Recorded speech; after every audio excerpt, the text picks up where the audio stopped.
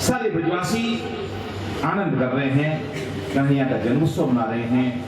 उसी समय बाबा नंद ने कही, ब्रजवासियों तुम ऐसा करो, लाला को ध्यान रखियो, मैं राजा कंस को वार्षिक कर दे आऊं। और यहाँ पे महाराज कंस ने कहा कियो, एक पूतना नाम की राक्षसी को ब्रजमंडल में भेज दिया। कंसेन पिता घोरा पूतना बाल घातनी शिशुचारण घनंती पुरग्राम ब्रजादिसो।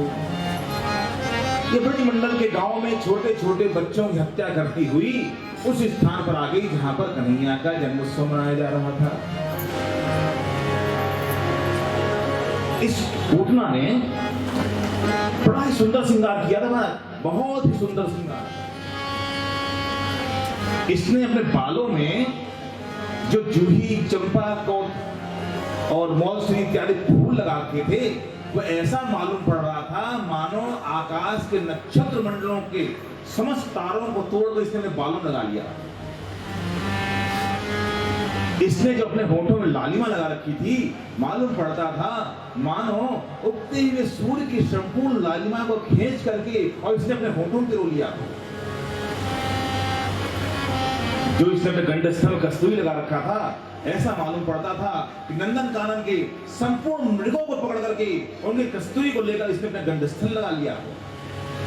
इसने अपने चरणों में जो पाजेब पहन रखा था, ऐसा मालूम पड़ता था कि संसार के संपूर्ण संगीत को इकट्ठा करके इसने अपने चरणों में पायल के यहाँ स्थापित कर लिया हो और अपने जो पायल युक्त चरणों को जब धरती पर रखती थी, वैसा मालूम पड़ता था मानो सैकड़ों वीणा एक साथ झंकृत हो गई।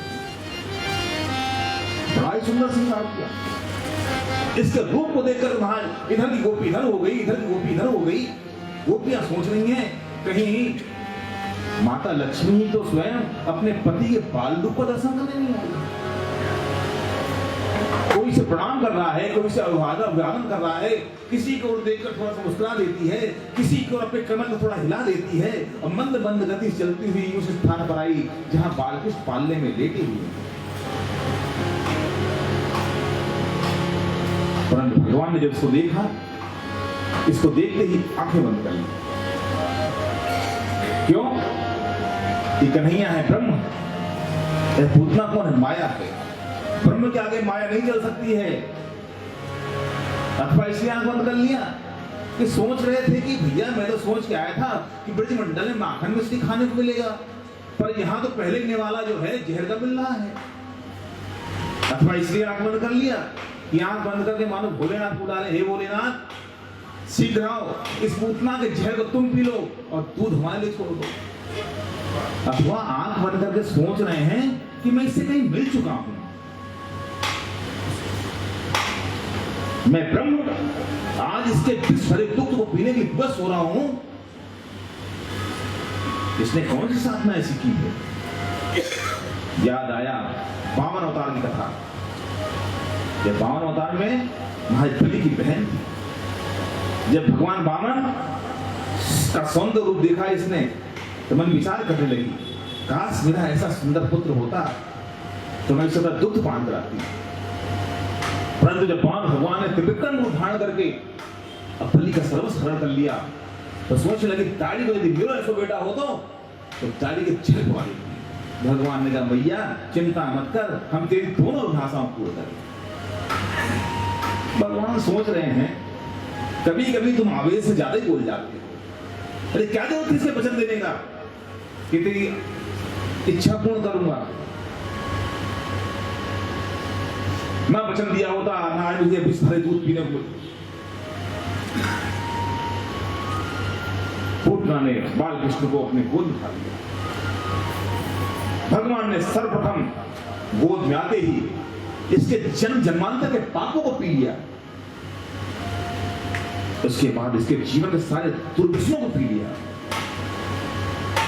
इसके बाद भगवान ने इसके स्तन में लगे हुए संपूर्ण विष को पी लिया। तदुपरांत भगवान इसके दुग्ध को पीने लगे। जब दुग्ध भी समाप्त हो गया तब भगवान इसके प्राणों को पीने। जब इसे प्राणों को पीना प्रारंभ किया, पूतना बोल पड़ी अरे लाला छोड़, अरे बेटा छोड़, अरे बेटा छोड़। और 6 दिन के कृष्ण बोल पड़े, अरे मैया क्यों वेद विरुद्ध बोलती है? तो पतो ना है, मोको से पकड़ो आवे, छोड़ो ना आवे। एक बार जाए पकड़ लो, बात कभी ना छोड़ो जिंदगी में। मुझ तक आने के अनेक रास्ते हैं, ज्ञान मार्ग से आ जा, भक्ति मार्ग से आ जा, कर्म मार्ग से आ जा, एक बार आ तो जा।